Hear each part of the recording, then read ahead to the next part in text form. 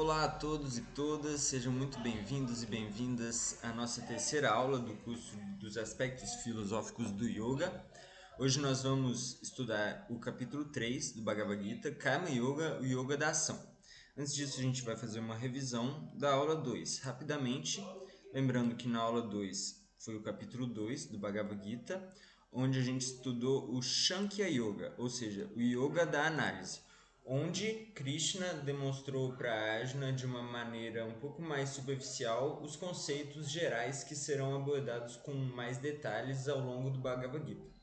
Dentre esses, o principal conceito que Krishna frisou para Arjuna e o principal argumento para ele entrar na batalha e parar de se lamentar é o fato de que a alma é espiritual, ela não morre, ela não é material e os corpos são materiais.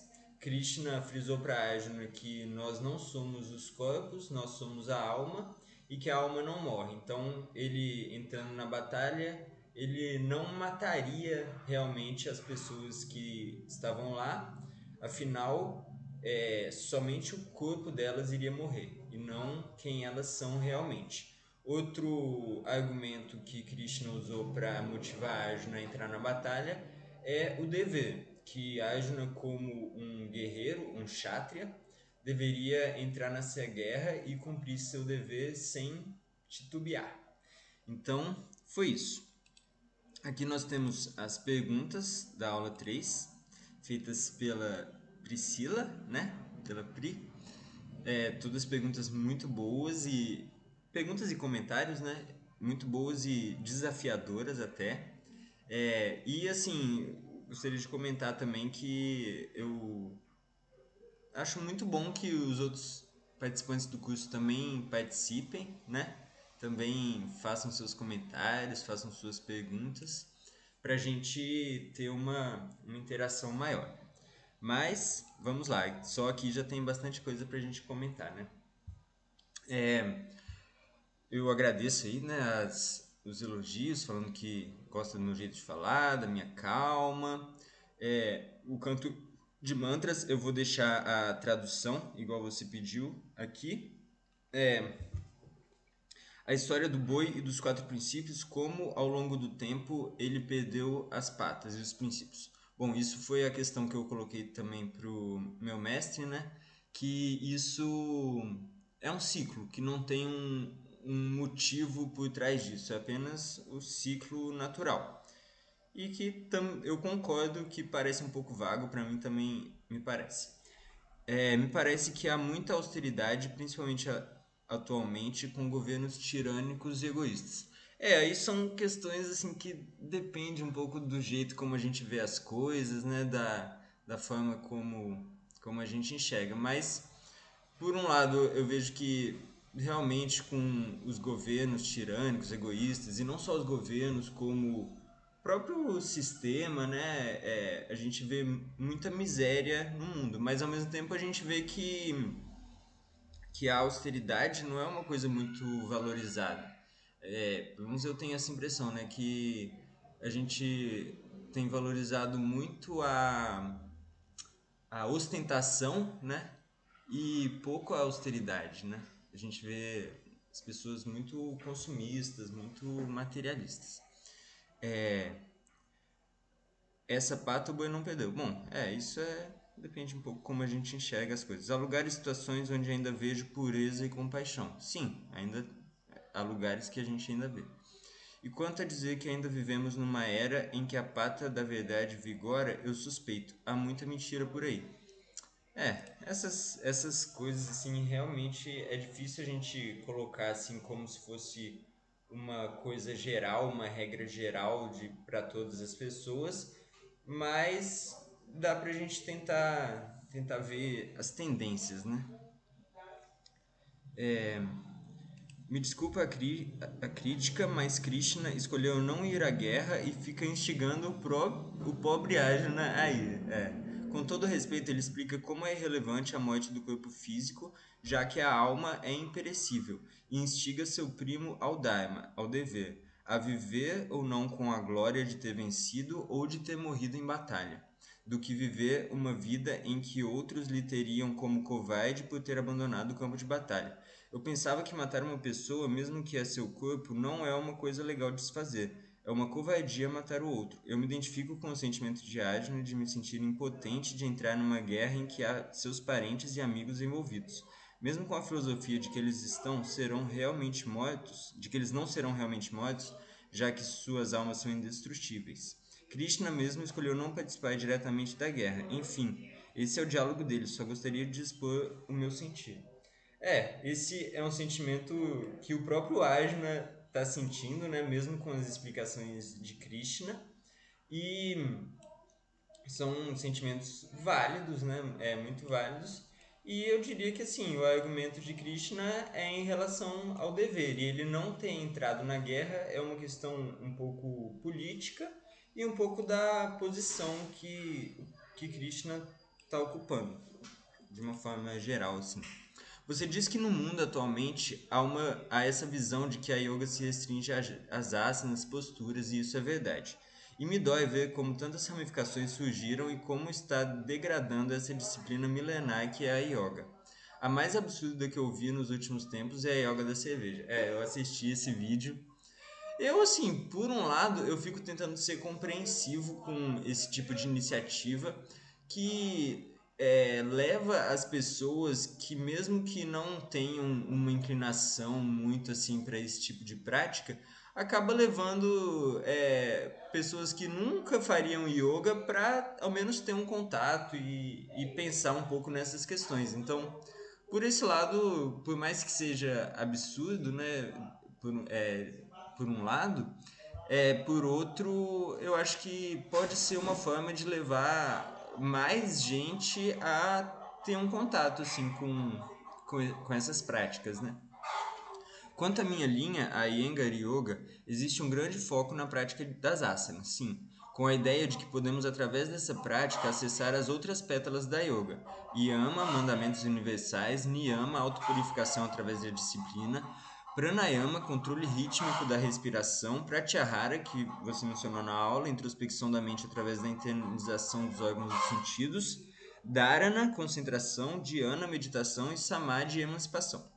Purificamos nosso templo, nosso corpo, com a prática das posturas, com muito foco e atenção no alinhamento, reenergizamos e trazemos equilíbrio mental e emocional para o praticante. Acessar a pureza da verdade universal que habita em nosso âmago, ao silenciar as incessantes ondas de pensamentos, se torna mais possível.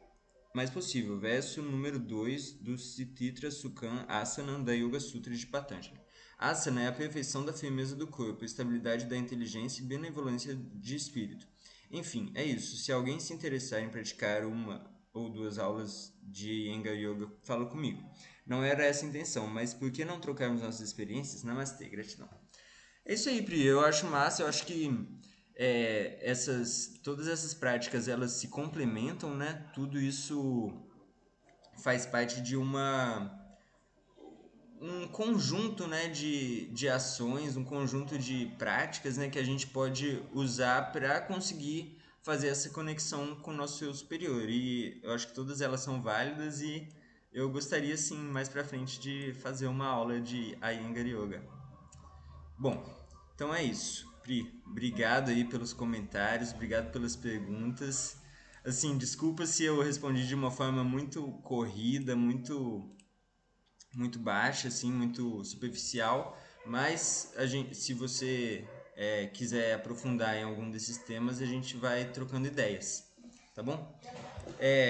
Então, vamos para os mantras. Vamos lá. Lembrando, né, a nossa forma de entoar esses mantras. Eu vou primeiro cantar esse primeiro aqui. Eu vou falar cada linha e aí vocês repetem, né? Eu vou repetir junto e aí depois os outros. Vamos lá. Jaya Radha Madhava Jaya Kunja Bihari Jaya Radha Madhava Jaya Kunja Bihari Jaya Gopi Janavalabha Girivaradari Jaya Gopi Janavalabha Girivaradari Yashodanandana Brajajanaranjana Yashodanandana Brajajanaranjana Yamunatira Vanachari Yamunatira Vanachari. Agora o Maha Mantra, esse segundo mantra aqui, lembrando que eu canto ele inteiro e aí depois a gente repete ele inteiro. Hare Krishna, Krishna Krishna, Hare Hare, Hare Rama, Rama Rama, Hare Hare, Hare Krishna, Krishna Krishna, Hare Hare, Hare Rama, Rama Rama, Hare Hare. Om Gyana Timirandasya Jananjana Shalakaya Tsaksuru Militam Yena Tasmai Shri Gurave Namaha. Eu nasci na mais completa escuridão, mas meu mestre espiritual abriu meus olhos com a tocha do conhecimento. A ele ofereço minhas mais humildes e sinceras reverências. Jai Gurudeva. Esse aqui, lembrando, né? Esse terceiro, em geral, só eu falo. E esse quarto, nós repetimos eles 3 vezes. Om Namo Bhagavate Vasudevaya. Om Namo Bhagavate Vasudevaya. Om Namo Bhagavate Vasudevaya. Om Namo Bhagavate Vasudevaya. Om Namo Bhagavate Vasudevaya. Om Namo Bhagavate Vasudevaya. Muito bem. Então, agora vamos para o capítulo 3 do Bhagavad Gita, Karma Yoga, o Yoga da ação. Vamos lá.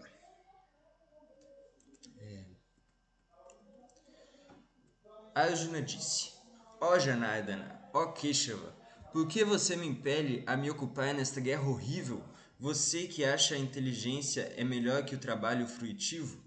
Aí, já começa um pouco bem nesse sentimento que a Pri colocou também, né?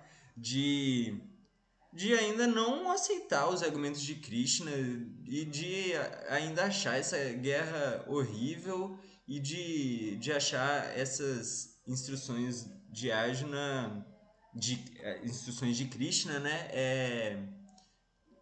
Que não convencem, né? Não convenceram Arjuna ainda. Ele ainda tá se recusando a participar dessa guerra horrível. Minha inteligência está confundida com suas instruções equívocas.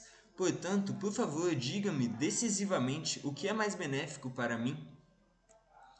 O bem-aventurado Senhor disse: Ó impecável Arjuna, eu já expliquei que existem 2 classes de homens que realizam o eu. Alguns estão inclinados a compreendê-lo através da especulação filosófica empírica, e outros estão inclinados a conhecê-lo através do trabalho devocional. Muito bem, então aqui Krishna está falando que tem 2 formas, né, de compreender o eu, né, compreender o espírito, compreender nosso eu superior, né, o ser. Uma através da especulação filosófica empírica, né, ou seja, através da experiência, e outra através do trabalho devocional, que a gente vai ver um pouco melhor sobre essas coisas. Não é meramente se abstendo do trabalho que uma pessoa pode alcançar a liberdade da reação. Nem somente pela renúncia pode ela alcançar a perfeição. Então, Krishna está falando aqui um pouco a importância, né, do trabalho e da ineficácia da renúncia, né, que só renunciando a gente não consegue muita coisa. Todos os homens são forçados a agir desamparadamente de acordo com os impulsos nascidos dos modos da natureza material. Por isso, ninguém pode abster-se de algo, nem mesmo por um momento. Então, aqui ele está falando dos modos da natureza material, né? Ao longo do Bhagavad Gita, a gente vai ver também bastante falar sobre esses modos. Eu já comentei um pouco nas outras aulas, né, sobre esses modos. Lembrando, eles são chamados de gunas, né? São os modos da natureza material. De acordo com a versão védica, toda a natureza material ela é controlada por esses três modos, que são os modos, o Sattva Guna, né, o modo da bondade, o Raja Guna, o modo da paixão, e o Tama Guna, o modo da ignorância. E toda a natureza material, inclusive nós mesmos, a gente tem as nossas tendências de ação controladas por esses modos da natureza material, pelas gunas. Quando a gente está mais inclinado para o modo da bondade, a gente tem um tipo de humor, um tipo de ação, um tipo de pensamento. Quando a gente está no modo da paixão, Raja Guna, a gente tem um outro tipo de pensamento e de ação. E no Tama Guna, o modo da ignorância, um outro modo de ação, de pensamento. E a gente é condicionado por esses modos.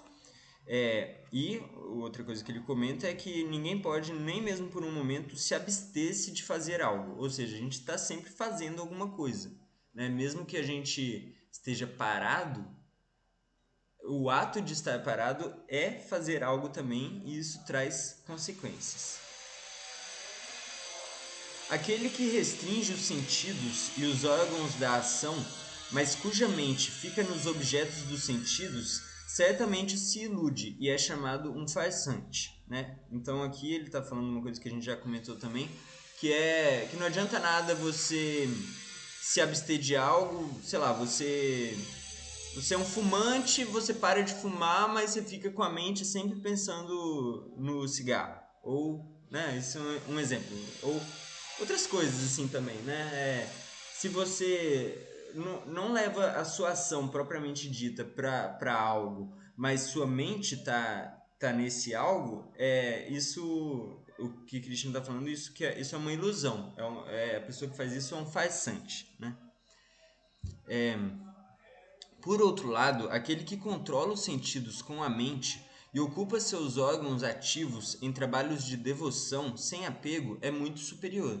Então, o que o Krishna está falando aqui, se a gente consegue controlar os sentidos com a mente, né, e se ocupar em trabalhos de devoção sem apego, isso é muito superior. Ou seja, quando a gente está. É aquele ditado, né? Cabeça vazia, oficina do diabo, né? Se a gente fica sem atividade, sem ocupar nossa mente, né? Automaticamente vai começar a surgir coisas não muito positivas na nossa mente. Já se a gente pega alguma coisa para fazer, algum trabalho, principalmente se for um trabalho sem apego, né? Onde a gente faz algo do nosso coração mesmo e se ocupa, automaticamente a nossa mente não vai ficar viajando em coisas negativas e vai ser muito superior, né, de acordo com Krishna. Execute seu dever prescrito, pois a ação é melhor do que a inação. Sem trabalho, um homem não pode nem mesmo manter seu corpo físico. É necessário executar trabalho em sacrifício a Vishnu. De outro modo, o trabalho nos ata a este mundo material. Portanto, ó filho de Kunti, execute seus deveres prescritos para a satisfação dele, e desse modo você permanecerá sempre desapegado e livre do cativeiro. Então, Krishna está falando para executar o trabalho em sacrifício a Vishnu. Vishnu, ele representa o Espírito Supremo. Vishnu representa o todo, representa Deus. E ele está falando, se a gente trabalha como um trabalho para, né, pro todo, pro espírito, né, para Deus, né, é muito positivo. Se a gente trabalha visando alguma coisa, alguma recompensa, esse próprio trabalho, por mais que aparentemente seja uma coisa boa, esse trabalho vai prender a gente na matéria. Então, o conselho de Krishna é: faça tudo para a satisfação dele, né? e assim a gente vai permanecer sempre desapegado e livre. No princípio da criação, o Senhor de todas as criaturas enviou gerações de homens e semideuses juntamente com sacrifícios para Vishnu, e os abençoou dizendo: Sejai felizes com este Yana, sacrifício, porque a sua execução vos proporcionará todas as coisas desejáveis. Os semideuses, estando comprazidos com os sacrifícios, também vos satisfarão. Assim, nutrindo uns aos outros, reinará a máxima prosperidade para todos. Encarregados das diversas necessidades da vida, os semideuses, satisfazendo-se com a execução de Guiana, sacrifício, suprem todas as necessidades para o homem. Mas aquele que goza essas dádivas, sem oferecê-la de volta aos semideuses, é certamente um ladrão. Então, aqui, Krishna está falando um pouco assim, que dentro da visão védica, né, Vishnu, o Deus Supremo, né, ele é o controlador de tudo, o Espírito Supremo, né, e ele delega as funções de cuidar da organização da matéria para os semideuses. E os semideuses suprem a gente, os humanos, né? Então, Krishna está falando, se a gente executar os nossos sacrifícios, né, os nossos trabalhos, como oferecendo para Vishnu, automaticamente os semideuses vão ficar satisfeitos e vão suprir a gente daquilo que a gente precisa. Então, de uma forma indireta, ele está falando assim, para a gente trabalhar sem esperar recompensa e que dessa forma, automaticamente, a gente vai ser recompensado, mas sem focar na recompensa. Isso eu sempre lembro até um pouco de uma passagem da Bíblia que fala assim: busque em primeiro lugar o reino de Deus e todas as coisas serão acrescentadas. Então, eu acho que é mais ou menos isso que Krishna está falando aqui.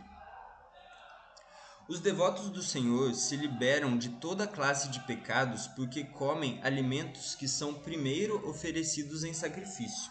Os demais que preparam os alimentos para o gozo pessoal dos sentidos, em verdade só comem pecado. Então aqui ele está falando, né, da importância da gente oferecer o alimento a Deus, né? Antes da gente comer, né? E preparar como uma oferenda a Deus, né, ao Senhor, e que dessa forma a gente vai se purificar. E de uma forma isso o alimento é uma coisa inicial, mas o que ele está falando aqui é para tudo que a gente for fazer, a gente oferecer como um sacrifício. E a gente não focar na nossa satisfação pessoal, e sim na satisfação do espírito. Todos os corpos vivos subsistem de grãos alimentícios, produzidos das chuvas. As chuvas se produzem da execução de Yana, sacrifício, e o Yana nasce dos deveres prescritos. As atividades reguladas estão prescritas nos Vedas, e os Vedas manifestam-se diretamente da suprema personalidade de Deus. Consequentemente, a transcendência todo-penetrante se situa eternamente em atos de sacrifício. Então, está falando, né, que Deus, que a transcendência, né, o Espírito que está em tudo, ele está nos atos de sacrifício, né? Quando a gente se coloca ocupado num trabalho que a gente está ali, né?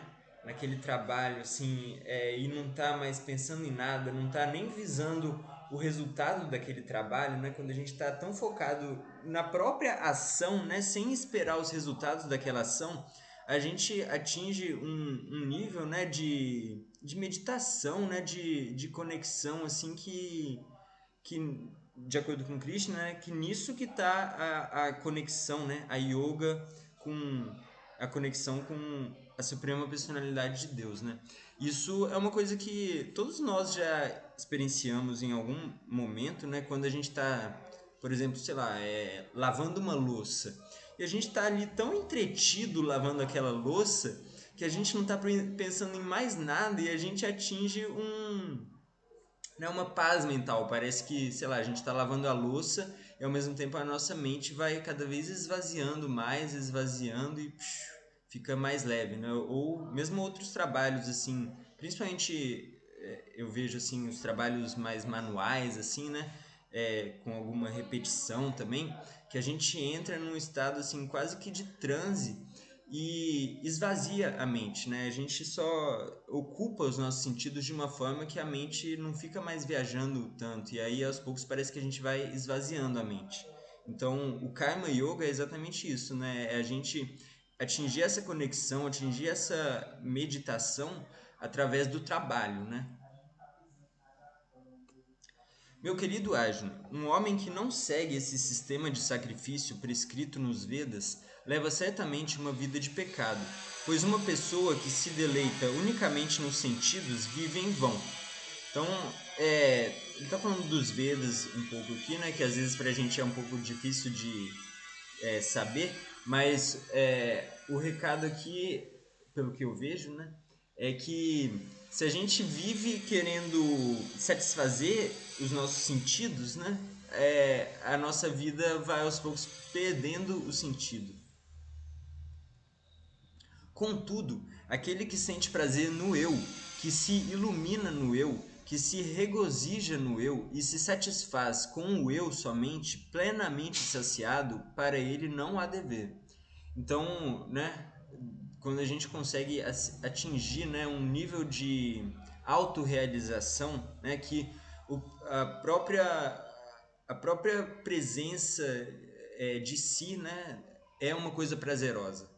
E a gente sente esse prazer sem precisar de comer uma comida gostosa, sem precisar de tá num lugar confortável, sem precisar de ir a lugares bonitos.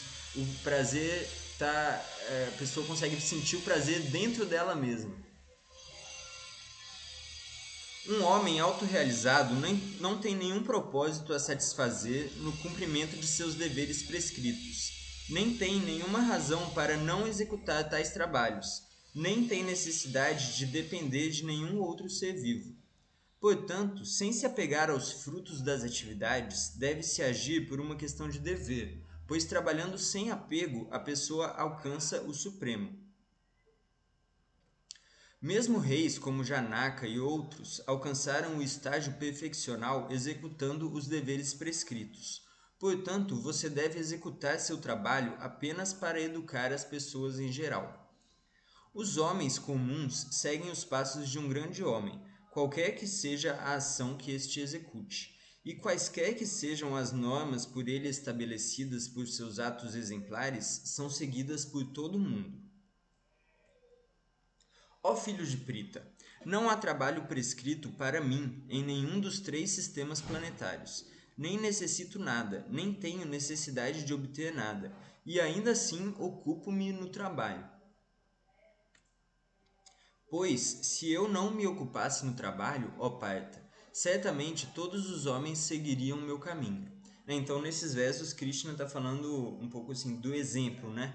Da gente é, ter também a consciência de que tudo que a gente faz, né? A gente está dando exemplos para outras pessoas. Então, é mais um motivo para a gente buscar fazer aquilo que a gente acredita que é certo, não apenas por causa de nós mesmos, mas por causa dos outros também, né? Porque os outros são influenciados pelos nossos exemplos. Se eu parasse de trabalhar, então todos estes mundos estariam arruinados. Eu também seria a causa da criação de população indesejada e, por conseguinte, eu destruiria a paz de todos os seres vivos. Assim como os ignorantes executam seus deveres com apego aos resultados, similarmente os eruditos também podem atuar, mas sem apego, a fim de conduzir as pessoas pelo caminho certo. Que os sábios não perturbem as mentes dos ignorantes que estão apegados à ação fruitiva. Eles não devem ser incitados a abster-se do trabalho, mas sim a se ocupar no trabalho com o espírito de devoção. A alma espiritual confundida, sob a influência dos 3 modos da natureza material, acha que é o executor das atividades que na realidade são levadas a cabo pela natureza. Então, ele está falando de novo, né, dos 3 modos da natureza material, né, as gunas, e que quando a gente está confundido, né, a gente acha que a gente executa as atividades, mas essas atividades elas não são bem executadas por nós, porque nós somos condicionados pela natureza material, por esses 3 modos. Então, a gente age meio que levado pelos impulsos desses 3 modos da natureza material. Aquele que tem conhecimento da verdade absoluta, ó ágina de braços poderosos, não se ocupa nos sentidos, nem na gratificação deles, conhecendo bem a diferença entre o trabalho em devoção e o trabalho para os resultados fruitivos, né? Então, uma coisa é a gente trabalhar visando o nosso próprio prazer, né? Visando a recompensa, e outra coisa é a gente trabalhar sem visar nada, trabalhar pela devoção, trabalhar pelo dever. Alucinados pelos modos da natureza material, os ignorantes se ocupam completamente em atividades materiais e se apegam, mas os sábios não devem perturbá-los, embora estes deveres sejam inferiores devido à falta de conhecimento daqueles que os executam. Então está falando assim, mesmo, né, as pessoas que não têm um conhecimento, né, dos modos do trabalho e que trabalham simplesmente pela gratificação dos sentidos, eles estão no caminho deles e a gente não deve, né, influenciar as outras pessoas a parar de trabalhar porque elas estão trabalhando simplesmente pelo prazer delas, né? Elas estão no caminho delas, né? Portanto, ó Ajna, rendendo todos os seus trabalhos a mim, com a mente absorta em mim e sem desejo de ganho, livre do egoísmo e da letargia, lute. Aqueles que executam seus deveres de acordo com minhas injunções e seguem esses ensinamentos fielmente, sem inveja, libertam-se do cativeiro das ações fruitivas. Mas aqueles que por inveja desconsideram estes ensinamentos e não os praticam regularmente devem ser considerados desprovidos de todo conhecimento, enganados e condenados à ignorância e ao cativeiro. Mesmo o homem de conhecimento age de acordo com sua própria natureza, pois cada um segue sua própria natureza. Que se pode logar com a repressão? Então aqui ele está falando um pouco também, né, que não adianta também a gente reprimir, né, os nossos sentidos. É aquele exemplo do copo cheio de ar que eu falei, né? Que se a gente tentar esvaziar um copo, né, tentar tirar o ar de um copo que está cheio de ar, né? Só fazendo assim, o ar não vai cair. Mas se a gente encher com algum líquido, né? Com água, com leite, com mel, o ar automaticamente sai. Né? Então, reprimir também não leva a muita coisa. Os seres corporificados sentem atração e repulsão pelos objetos dos sentidos, mas não se deve cair sob o controle dos sentidos e dos objetos dos sentidos, pois eles são obstáculos no caminho da autorrealização. Né? Então, tá falando aqui para a gente se esforçar, né, para a gente controlar os sentidos e os objetos dos sentidos, né, e não deixar eles controlarem a gente, né? É muito melhor a pessoa cumprir seus próprios deveres prescritos, ainda que sejam defeituosos, do que os deveres de ontem. A destruição no curso da execução dos deveres próprios é melhor do que a ocupação em deveres de outrem, pois é perigoso seguir o caminho de outrem.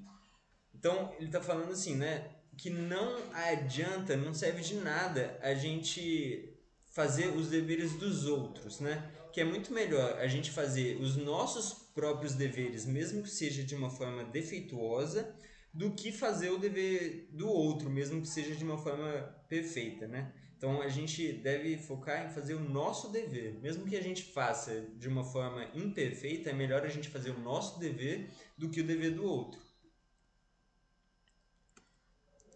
Arjuna disse: Ó descendente de Vrishni, que impele uma pessoa a atos pecaminosos mesmo contra sua vontade, como se fosse obrigada pela força? O bem-aventurado Senhor disse: É unicamente a luxúria, Arjuna, que nasce do contato com os modos materiais da paixão. Esta luxúria logo se transforma em ira, e é o inimigo pecaminoso deste mundo, que tudo devora. Assim como o fogo está coberto pela fumaça, ou como um espelho está coberto pela poeira, ou como o embrião está coberto pelo ventre, similarmente a entidade viva está coberta por diferentes graus desta luxúria. Então, Krishna está falando para Arjuna, né, o que leva as pessoas a serem atos pecaminosos, né, a serem controlados pelos objetos, pelos sentidos. Ele está falando que é a luxúria, né? E ele está falando que essa luxúria, ela é como algo que uma poeira, né, que cobre quem a gente realmente é, né? Ele deu alguns exemplos assim, né? Eu lembro de um outro exemplo também que é como se nós fôssemos o sol e as nuvens fossem a luxúria, ou seja, o nosso apego com os prazeres sensoriais, né? E essas nuvens, esse apego, né? Ele não deixa resplandecer todo o nosso brilho, né? Nosso brilho fica coberto pela luxúria, pelo apego. Então, conforme a gente vai conseguindo tirar isso, né? O nosso brilho vai aparecendo cada vez mais. Assim, a consciência pura do ser vivo está coberta por seu eterno inimigo na forma de luxúria, a qual nunca se satisfaz e arde como o fogo. Os sentidos, a mente e a inteligência são os lugares onde está situada essa luxúria, a qual vela o conhecimento verdadeiro da entidade viva e a confunde. Portanto, ó Arjuna, melhor dos Bharatas, desde o princípio mesmo refreie este grande símbolo do pecado, a luxúria, regulando os sentidos, e mate este destruidor do conhecimento e da autorrealização. Os sentidos funcionais são superiores à matéria inerte. A mente é superior aos sentidos. A inteligência é ainda mais elevada que a mente, e a alma é mesmo mais elevada que a inteligência. Então, nesse verso, Krishna está falando de uma hierarquia, né? Que os sentidos são superiores à matéria, a mente é superior aos sentidos, a inteligência é superior à mente e a alma é superior à inteligência, né? Mas essa é a hierarquia natural que a gente tem que tentar estabelecer, né? O melhor é que funcione, né, nessa ordem, né? Que a alma controle a inteligência controle a mente controle os sentidos e os sentidos controlem os objetos. Mas o que acontece muito é que essa ordem se inverta e a gente deixe os sentidos controlarem, os objetos controlarem os sentidos controlarem a mente controlar a inteligência e a inteligência controlar a alma, né? Então aí inverte tudo e aí a gente fica muito confuso. Então a ideia é a gente fazer, né, a alma controlando a inteligência controla a mente controla os sentidos controlam os objetos. Assim, sabendo-se transcendental os sentidos, a mente e a inteligência materiais, a pessoa deve controlar o eu inferior por meio do eu superior, e assim, através da força espiritual, conquistar este inimigo insaciável chamado luxúria. Então, este foi o capítulo 3. Espero que vocês tenham gostado. Por favor, deixem perguntas, comentários. E é isso aí, galera. Grande abraço a todos. Tenham uma ótima semana.